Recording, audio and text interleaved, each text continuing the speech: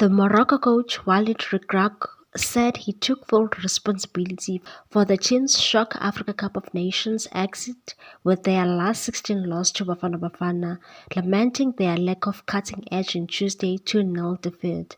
The Atlas Lions, one of the pre-tournament favorites, became the last high-profile team to bid farewell to the tournament as they spanned a few goal-scoring chances and were punished by South Africa at Laurent Poco Stadium in San Pedro on Tuesday night. Everton's Makgopa scored against the run of play in the 57th minute before Tebogo Mokoena wrapped up the win in stoppage time, calling home a free kick awarded for a last-minute foul that led to the dismissal of Morocco midfielder Sofiane Amrabat.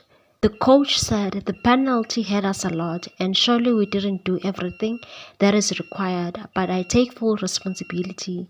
Morocco were hoping to win their first Cup of Nations title since 1976, having made a history at the 2022 World Cup after becoming the first African team to reach the semi-final.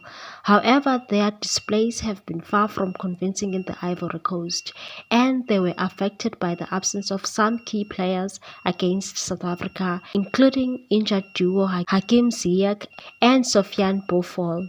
Coach concluded and said, "We will learn from this unexpected stumble. This is a disappointment for our fans who supported us a lot." Please like, comment, share and subscribe for more sports news.